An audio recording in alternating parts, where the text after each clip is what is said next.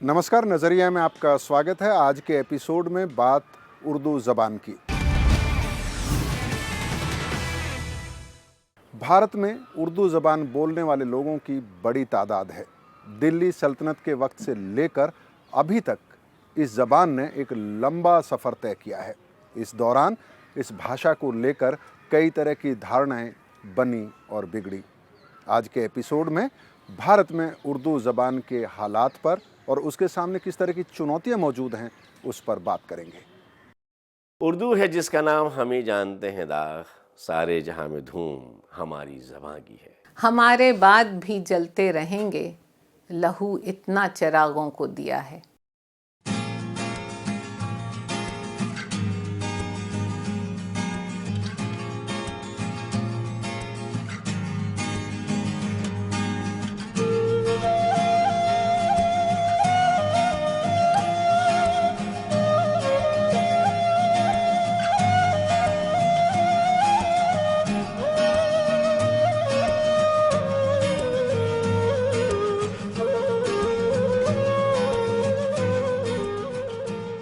अपनी नफासत, तहजीब और अंदाज़े बयां के कारण उर्दू ने वाकई लोगों के दिलों में घर बनाया।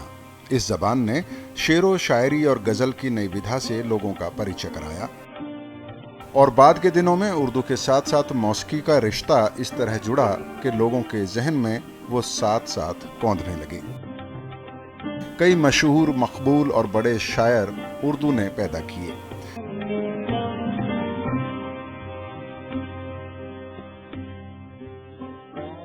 साझा हिंदुस्तान में इस भाषा ने नई ऊंचाइयों को छुआ, लेकिन बंटवारे के बाद उर्दू को लेकर फिजा बदली और धीरे धीरे इस भाषा को एक खास कौम के साथ जोड़कर देखा जाने लगा। वो तारीख से नावाकिफ थे। उन्हें नहीं मालूम था कि जिस ज़माने में वो उर्दू को मुसलमान बना रहे थे, उसी ज़माने में बंगाल का सबसे बड़ा शायर टैगोर के बाद काजी नज़रुल इस्लाम था, वो मुसलमान था। उन्हें शायद नहीं मालूम था कि तमिल में बहुत बड़ा राइटर बशीर वाइकम था और वो मुसलमान था। मेरे कहने का मतलब यह है कि ज़ुबानों का ताल्लुक़ मज़हबों से नहीं होता। ये एक बदनसीबी थी कि उर्दू आज़ादी के बाद पाकिस्तान की पहली ज़बान करार दी गई। पाकिस्तान की हर चीज़ से हमें एक चिढ़, एक थोड़ा सा वो था, रिजर्वेशन हो गया और उर्दू हमारी नहीं पाकिस्तान की ज़बान हो गई। ये जहनों पर एक चीज़ हावी हुई और जिसकी वजह से उर्दू से कुछ लोग, कुछ ख़ास जहन मुतासिर हुए और उन्होंने इस तरह से सोचना शुरू किया। बंटवारे के बाद पाकिस्तान ने इसे राष्ट्रभाषा का दर्जा दिया और अपनी समूची पहचान के साथ ये पाकिस्तानी राष्ट्रवाद से मिल गई। लेकिन सच्चाई ये है कि पाकिस्तान से ज़्यादा उर्दू बोलने वाले लोगों की तादाद भारत में है। हालांकि उर्दू का इतिहास इस बात को झुठलाता है कि ये किसी खास मजहब की ज़बान है। भारत में उर्दू का विकास मध्यकाल में हुआ। उससे पहले भारत या फिर दुनिया के किसी भी मुल्क में उर्दू नहीं बोली जाती थी। सेंट्रल एशिया से, ईरान से, अफ़गानिस्तान से जो पर्शियन स्पीकिंग जो टेरिटरीज़ हैं, वहाँ से जो लोग हिंदुस्तान आए थे, अपने साथ जब वो कल्चर लेके आए थे, वो हिंदुस्तान के कल्चर से मिला और मिल के जो एक नया कल्चर पैदा हुआ, जिसमें बिल्डिंग बनाने के नए तरीके, नए तरह के लिबास, नए तरह के खाने, नया म्यूज़िक, उसमें साथ में नई ज़बान भी पैदा हुई। फारसी, तुर्की और हिंदुस्तान की स्थानीय बोलियों से मिलकर उर्दू बनी। ये आवाम की ज़बान थी जो बिना किसी सरकारी सहायता के पैदा हुई और धीरे धीरे पूरे उत्तर भारत में फैल गई। दिल्ली सल्तनत से लेकर मुगल काल तक कभी भी दरबार की ज़बान उर्दू नहीं थी। अलबत्ता सैनिकों की ज़बान जरूर उर्दू थी। गली कूचों, सड़क, हाट बाजार और दरगाहों में उर्दू फलती फूलती रही। लिहाजा ब्रिज भाषा, फारसी, तुर्की और अरबी के लफ्जों को मिलाकर जो भाषा बनी, वही आज की उर्दू है। उर्दू में 60% अल्फाज हिंदी के हैं। हिंदी से मुराद मेरी वो क्लिष्ट संस्कृत हिंदी नहीं जो हम बोलते हैं। अब हम बड़े मज़े में बोलते हैं भाईचारा, ये कौन सी फारसी है और कौन सी अरबी है। उर्दू में भाईचारा बोलते हैं कि नहीं बोलते हैं? बड़े इत्मीनान से बोलते हैं। 19वीं सदी तक इसका नाम उर्दू नहीं था। उर्दू के लिए हिंदवी, ज़बान हिंद, रेख्ता, गुजरी, दखनी या फिर हिंदी का इस्तेमाल होता था। मिर्जा गालिब के उर्दू के खत जब पहली बार छपे तो उनका नाम उदय हिंदी था, यानी हिंदी और उर्दू के बीच उस वक्त कोई खास फर्क नहीं किया जाता था। अंग्रेजों को भारतीय भाषाओं में प्रशिक्षण के लिए साल 1800 में कलकत्ता में फोर्ट विलियम कॉलेज खोला गया। इसी कॉलेज में पहली दफा उर्दू को हिंदुस्तानी से अलग किया गया। जॉन वॉर्थविक गिलक्रिस्ट ने कहा कि फारसी में लिखी जाने वाली हिंदुस्तानी उर्दू होगी। कलकत्ता सहित उत्तर भारत के समूचे इलाके में हिंदी के भी ज्यादातर लेखन उस वक्त फारसी लिपि में होते थे। 1822 में उर्दू का पहला अखबार कलकत्ता में छपा। 1848 तक अखबारों की संख्या बढ़कर 14 हो गई। 1871 तक उर्दू में 81 किताबें छप चुकी थीं। इसी दौर में हिंदी और उर्दू को लेकर पहली बार टकराव भी देखा गया। हालांकि दोनों भाषाओं के बीच लिपि के अलावा कोई बुनियादी फर्क नहीं था। उर्दू और हिंदी का मसला ये है कि ये ज़ुबानें दो नहीं हैं। तुलसीदास गरीब की कोई ना माने बात, अब तुलसीदास गया गरीब आ गया।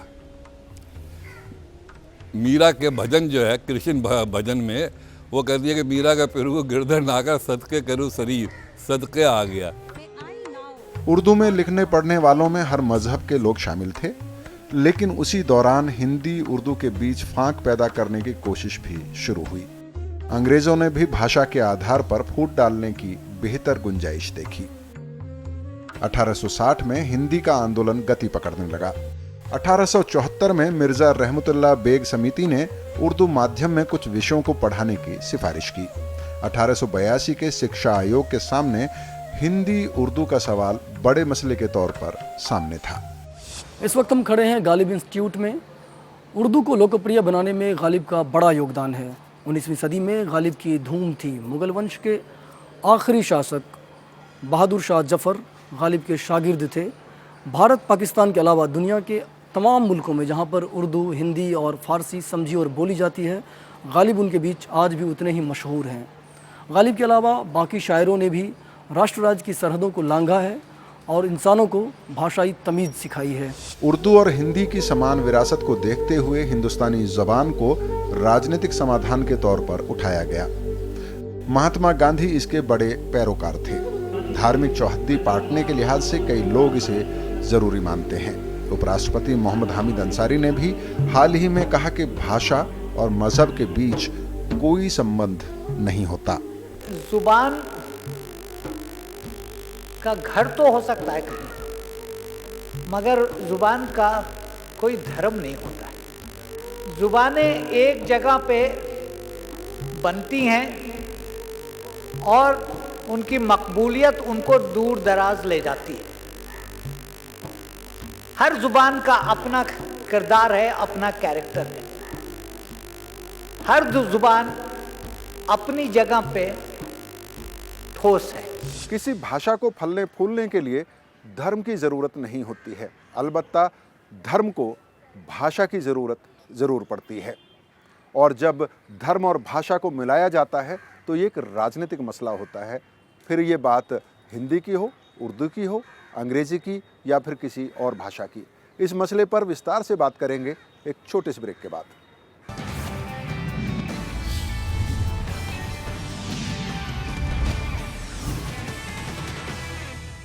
ब्रेक के बाद एक बार फिर आपका स्वागत है। मैं हूं श्याम सुंदर और नज़रिया में आज हम बात कर रहे हैं उर्दू ज़बान की।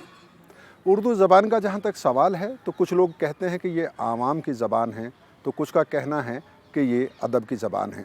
कुछ लोग इसे मोहब्बत की भाषा कहते हैं, तो कुछ लोग कहते हैं कि ये क्रांति और विद्रोह की ज़बान है। और कुछ लोगों का तो यहाँ तक मानना है कि अगर उर्दू ना हो तो भारत में संवाद ही संभव नहीं है। देश में 5 करोड़ से ज़्यादा लोगों की मादरे ज़बान यानी मातृभाषा उर्दू है। हिंदी पट्टी के ज़्यादातर राज्यों में उर्दू प्रमुखता से बोली जाती है। हिंदी उर्दू की साझा विरासत के चलते ही ऐसा मुमकिन हो पाया, लेकिन विस्तार के मामले में ये पाकिस्तान के पंजाब से लेकर पश्चिम बंगाल तक और कश्मीर से लेकर कर्नाटक तक फैली हुई है। देश में उर्दू छठी बड़ी भाषा है। अनुसूचित भाषाओं में हिंदी, बंगाली, तेलुगु, मराठी और तमिल के बाद उर्दू का नंबर आता है। प्रतिशत के लिहाज से देखें तो देश के 5% लोग उर्दू बोलते हैं। अलग अलग राज्यों में उर्दू बोलने वाले लोगों पर नजर दौड़ाएं तो सबसे ज्यादा 1,33 लाख लोग उत्तर प्रदेश में उर्दू बोलते हैं। इसके बाद बिहार में 95 लाख, महाराष्ट्र में 69 लाख, आंध्र प्रदेश में 66 लाख, कर्नाटक में 55 लाख, झारखंड में 23 लाख, पश्चिम बंगाल में लगभग 17 लाख और मध्य प्रदेश में लगभग 12 लाख लोग उर्दू बोलते हैं। वो हार्टलैंड जो हिंदी का घर है वही उर्दू का घर है। सवाल यह है कि मुल्लाओं और पंडित की ज़ुबान अलग होती है और आम आदमी की ज़ुबान अलग होती है। मुल्ला कहेगा कि मैं अपनी रिहाइश गाह के लिए रुखसत हो रहा हूँ, इसी ज़ुबान को पंडित कहेगा कि मैं अपने निवास के लिए प्रस्थान कर रहा हूँ। सड़क पे रिक्शा चला रहा है, पसीना बहा रहा है, रोटी कमा रहा है और अपने बच्चों को खिला रहा है, वो सिर्फ ये कहेगा मैं घर जा रहा हूँ। हालांकि हिंदी पट्टी के अलावा आंध्र प्रदेश, कर्नाटक और तमिलनाडु में भी उर्दू बोली जाती है और दिलचस्प ये है कि दक्षिण के इन राज्यों में हिंदी से ज्यादा उर्दू बोलने वाले लोग हैं। इन राज्यों में उर्दू के प्रसार की वजह इस जुबान के इतिहास में छुपी है। इसका डेवलपमेंट दिल्ली में शुरू हुआ। यहाँ से जब सेंट्रल एशियंस गए हैं गुजरात, तो वो ज़बान को अपने साथ गुजरात ले गए। वहाँ गुजराती से मिलके एक और ज़बान पैदा हुई जिसे गुजरी कहते थे। जब यहाँ से कुतुबुद्दीन बख्तियार काकी के शागिर्द वहाँ गए पंजाब, तो वो अपने साथ पंजाब ले गए।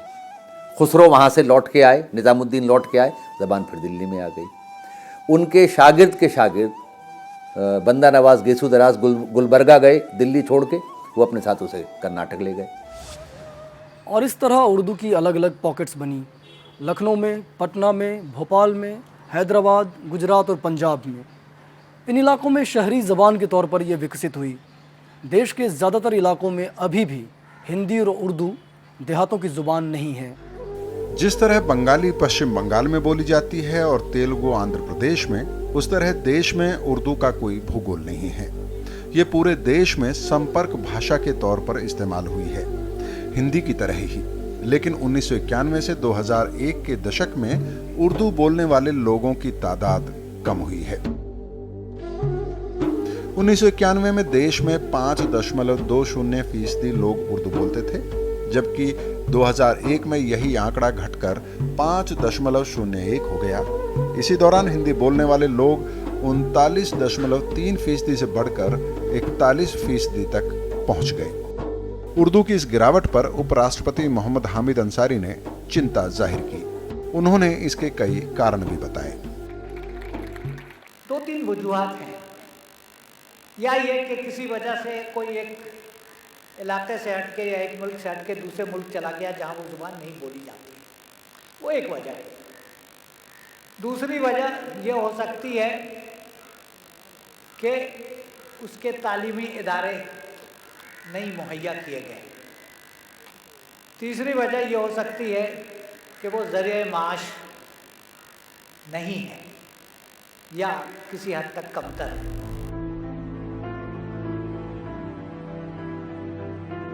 जिस तरह अंग्रेजी का दबदबा पिछले 2 दशक में बढ़ा है, उससे अन्य भारतीय भाषाओं में रोजगार मिलने की गारंटी कम होने लगी। ज्यादातर नौकरियों को अंग्रेजी के अनुकूल बनाने की कोशिश शुरू हुई। इससे न सिर्फ उर्दू बल्कि भारतीय भाषाओं पर भी असर पड़ा। अंग्रेजी जबान को लेकर जिस तरह का आकर्षण तैयार किया गया है, उसने लोगों के मिजाज बदल दिए हैं। बेहतर अंग्रेजी बोलना पढ़े लिखे होने की शर्त बन गई। इससे मादरी जबान की तहजीब और नफासत कमजोर हो रही है। उर्दू के साथ साथ तमाम रीजनल लैंग्वेजें आज अपने वजूद के ख़तरे को महसूस कर रही हैं। हमारे जो बच्चे हैं वो शायरी में मज़ा अब नहीं ले रहे हैं, क्योंकि वो उनको उर्दू उतनी समझ में नहीं आती है। आप 59 या 69 कहिए तो वो बोलता है कि 69 और 49। हर बच्चा, हर घर का बच्चा, हम अपनी गिनती भूल गए। पिछले कुछ वर्षों में उच्च शिक्षा में तकरीबन हर बड़े विश्वविद्यालय में पढ़ाई का माध्यम अंग्रेजी हो गई है। भारतीय भाषाओं में उच्च शिक्षा के दरवाजे लगातार बंद होते जा रहे हैं। शुरुआत में हालात ऐसे नहीं थे। कई यूनिवर्सिटीज़ में हिंदी, उर्दू और बाकी माध्यमों में बेहतर काम हो रहे थे और इन्हें सरकार का समर्थन हासिल था। 1921 में उस्मानिया यूनिवर्सिटी इंजीनियरिंग की और केमिस्ट्री की डिग्रीज उर्दू मीडियम में दे रही थी 1921 में।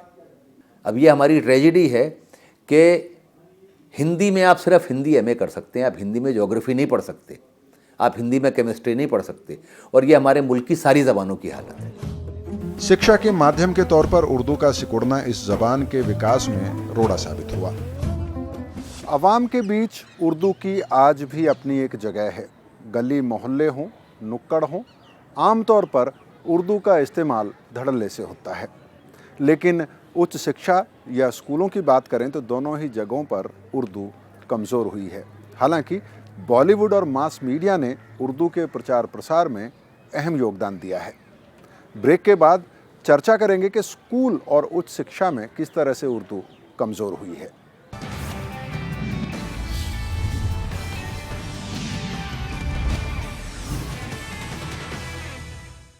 ब्रेक के बाद एक बार फिर आपका स्वागत है। मैं हूं श्याम सुंदर और नज़रिया में आज हम बात कर रहे हैं उर्दू ज़बान की। स्कूली स्तर पर अगर देखें तो उर्दू के हालात बहुत अच्छे नज़र नहीं आते हैं। उर्दू में टीचर्स की बहाली एक बड़ा मुद्दा बनता है।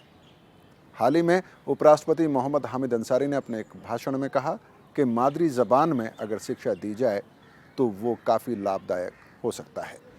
दस्तूर में ये लिखा हुआ है कि इब्तदाई तालीम हर बच्चे को उसकी मादरी जुबान में दी जाएगी, चाहे वो पंजाब और कश्मीर हो या तमिलनाडु और केरल हो, महाराष्ट्र हो, कहीं और। मगर वो चीज़ हो नहीं रही। प्राथमिक स्तर पर उर्दू की अनदेखी के चलते बड़ी तादाद में लोग इस जबान के साथ तालमेल नहीं बैठा पाते। स्कूलों में उर्दू के मौजूदा हालात को लेकर लोग चिंता जाहिर कर रहे हैं। स्कूल्स के अंदर टीचर्स की बहुत बड़ी प्रॉब्लम है। टेक्स्ट बुक की भी प्रॉब्लम हमारे सामने है, बहुत सारी चीज़ें हैं। अच्छे टीचर्स जो एक्सपीरियंस टीचर्स थे वो रिटायर हो रहे हैं, उनकी जगह नए टीचर्स नहीं आ पा रहे हैं। कितने इलाके ऐसे हैं जहाँ पे आप उर्दू पढ़ाने की कोशिश कर रहे हैं, आपने इस ज़बान को इनकरेज करने की कोशिश की है सरकार की तरफ से? बिल्कुल नहीं की, क्योंकि मुसलमानों की ज़बान बना दिया गया है इसको।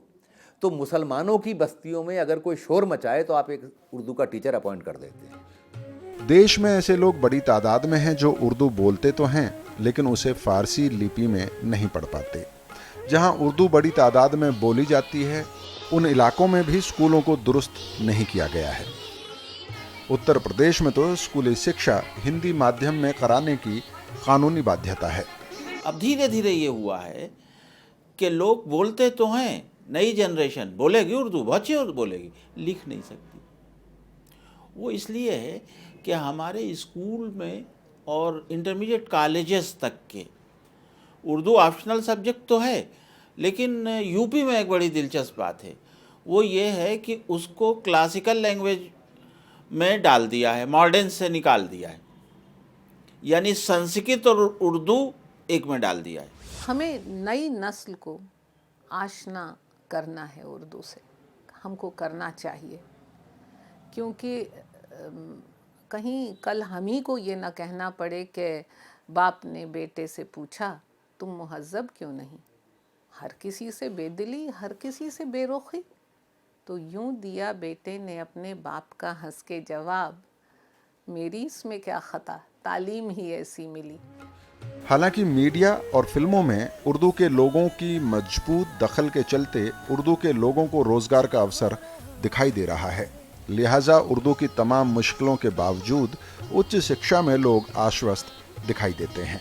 पिछले 15 साल से मैं देख रहा हूँ हमारे यहाँ बतदरीज स्टूडेंट्स बढ़ रहे हैं, हमारा इंटेक बढ़ रहा है। हमारे यहाँ एमए में पहले 20 थे, अब 30 का इंटेक है हमारे पास। तो इस सूरत से एमफिल में बहुत आ रहे हैं, पीएचडीज भी बहुत कर रहे हैं। हालांकि ज़्यादातर मदरसों में शिक्षा का माध्यम उर्दू है, लेकिन विषय के तौर पर उर्दू हर मदरसे में शामिल नहीं है। धार्मिक शिक्षा के लिए मदरसा का इस्तेमाल जिस तरह किया जा रहा है उसमें कई लोगों का मानना है कि अगर इसे आधुनिक शिक्षा के साथ जोड़ दिया जाए तो उर्दू के साथ साथ वैज्ञानिक चेतना का भी विकास होगा।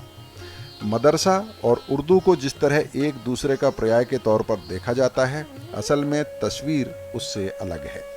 बोलचाल की जो मीडियम है इंस्ट्रक्शन का, वो तो उर्दू है, बिल्कुल है, मैं मानता हूँ। लेकिन बंगाल के अंदर जो मदरसे हैं, केरला में जो मदरसे हैं, तो आप क्या समझते हैं वहाँ उर्दू पढ़ाई जाती है, उर्दू में बात करते हैं, वो अपनी लोकल लैंग्वेज में बात करते हैं। बच्चों को कम्युनिकेट करना है ना उनको, मज़हब को, तो जाहिर है कुरान है, फ़िक़्ह है, हदीस है, ये सारी चीज़ें पढ़ाई जाती हैं। बहुत सारा उनका अपना सिलेबस है। उस सिलेबस में बहुत कम मदरसे ऐसे हैं जहाँ पर उर्दू भी एज ए सब्जेक्ट पढ़ाया जाता है। अलग अलग राज्यों में उर्दू को आधिकारिक दर्जा देने की मांग उठती रही है। फिलहाल देश के 5 राज्यों में उर्दू को आधिकारिक दर्जा हासिल है। इनमें जम्मू कश्मीर में ये पहली भाषा है। उत्तर प्रदेश, बिहार, आंध्र प्रदेश और दिल्ली में भी इसे आधिकारिक दर्जा हासिल है। हालांकि आधिकारिक भाषा को लेकर होने वाली मांग और आश्वासन के पीछे सियासी वजूहात भी मौजूद हैं। हुकूमत ने फैसला किया कि साहब कश्मीर में चूंकि मुस्लिम पॉपुलेशन मेजॉरिटी में है, पहला स्टेट है, इसलिए वहाँ की ऑफिशियल लैंग्वेज को उर्दू करार दिया जाए। वहाँ आज भी बच्चे या औरतें घर में कभी उर्दू में बात नहीं करते, उनके पास अपनी ज़बान है कश्मीरी, उसमें बात करते हैं। देश में उर्दू के प्रचार में बॉम्बे सिनेमा की भूमिका काफ़ी अहम है। फिल्मों के डायलॉग ज़बान पर इस तरह चढ़े कि दशकों बाद भी वो उसी ताजगी से जहन में पैबस्त है। बॉलीवुड ने न सिर्फ हिंदी और उर्दू पट्टी बल्कि गैर हिंदी, गैर उर्दू इलाकों में इस भाषा को पहुंचाया और इसे ताकतवर बनाया। अकबर आजम जिनके हुक्म से खुदा की बख्शी हुई सांसें भी सीने में घोंट दी जाती हैं। कैदी नंबर 602 हाजिर है। हमारी जेल से संगीन कैदी जो बाहर गया है, उसने तुम्हारे उस दरबार में दुआ मांगी है, तो यही दुआ मांगी है कि अगर दोबारा जेल जाए तो रघुबीर सिंह की जेल में न जाए। बॉम्बे सिनेमा बहुत लंबे वक्त तक उर्दू के बिना चल नहीं सकता था। आलम आरा से लेके फिर वो मदर इंडिया हो, मुग़ल आज़म हो, पाकीज़ा हो, सिर्फ, और मैं उन फिल्मों की बात नहीं कर रहा हूँ जो जिनमें कैरेक्टर मुसलमान थे। 2 बीघा ज़मीन हो, मेरा नाम जोकर हो, जॉनी मेरा नाम हो, इन सारी फिल्मों में क्या ज़बान थी? इसके डायलॉग लिखने वाले कौन थे? इनमें गाने किन्होंने लिखे? उर्दू के शायर थे जिन्होंने गाने लिखे। Cutting across religion, Rajendra Singh Bedi थे, दस्तक उन्होंने बनाई। तो इतने सारे लोग थे, रामलाल थे, जोगिंदर पाल थे, इन सब लोगों ने लिखा और ये इनकी ज़बान थी। बॉम्बे सिनेमा ने उसे फैलाने में मदद की है, लेकिन बॉम्बे सिनेमा को स्पेशली इंडिपेंडेंस से पहले के 10-15 साल और इंडिपेंडेंस के बाद के 20-30 साल ये प्राइमरीली उर्दू के राइटर्स थे जिन्होंने इस लैंग्वेज को वो रीच दी जो इसके पास आज है। कितने आदमी थे? सिनेमा ने उर्दू को फैलाया और उर्दू ने बॉम्बे सिनेमा को। अरे ओ सांबा, कितना इनाम रखे हैं सरकार हम पर? पूरे 50,000। दोनों के बीच एक तरह से लेन देन का संबंध रहा है। लड़ने दो, मजहब के नाम पर, जुबान के नाम पर, जात के नाम पर। बॉलीवुड की फिल्में सिर्फ हिंदुस्तान के लिए नहीं बनती, पूरे दुनिया के लिए बनती हैं। उनका जो ज़्यादा बिजनेस है वो हिंदुस्तान से बाहर है और वो उर्दू का इस्तेमाल कर रहे हैं। तो ये 2 चीज़ें हैं इसमें। एक तो ये कि पूरी दुनिया में उर्दू का इस्तेमाल है और पूरी दुनिया में उर्दू है, और दूसरी ये कि वो उनसे उर्दू से बॉलीवुड के बिजनेस को फ़ायदा है। सिनेमा, मीडिया और आवाम के बीच उर्दू की मजबूत दखल ज़बान के टिकाऊ होने का आश्वासन देता है। लिहाजा उर्दू के क्लासिकल रूप रंग के गायब होने के बावजूद लोग इस उम्मीद में हैं कि उर्दू टिकी रहेगी। आज हम ये नहीं कह सकते कि उर्दू ख़त्म हो रही है क्योंकि गालिब की ज़बान इस्तेमाल नहीं हो रही। मेरे ख़्याल में गालिब के ज़माने में भी, गालिब आपका क्या ख़्याल है कि अपने घर के मुलाजिमों से भी उसी ज़बान में बात करते थे जिसमें वो लिखते थे? नहीं, ऐसा नहीं होता। जिस तरह शेक्सपियर की इंग्लिश अब नहीं बोली जाती लेकिन अंग्रेज़ी बरकरार है, वैसे ही गालिब की उर्दू नहीं बोली जाती लेकिन उर्दू है और रहेगी। पिछले 60 साल में उर्दू को जिस तरह एक मजहब के साथ जोड़ दिया गया है, उससे इस ज़बान को नुकसान हुआ है। फिराक गोरखपुरी से लेकर गुलजार तक ऐसे शायरों, लेखकों की लंबी परंपरा रही है जो गैर मुस्लिम हैं और उर्दू ज़बान को जिंदा रखने में इनकी भूमिका बेहद असरदार रही है। उर्दू को प्रोत्साहन देने के लिए सरकार ने कई कदम उठाए हैं, लेकिन ये ज़्यादातर कदम अभी तक नाकाफ़ी साबित हुए हैं। कोई भी सरकार किसी भाषा को सहारा तो दे सकती है, लेकिन कोई भी भाषा लंबे वक्त तक तभी ज़िंदा रहती है जब आवाम उसका इस्तेमाल करती है।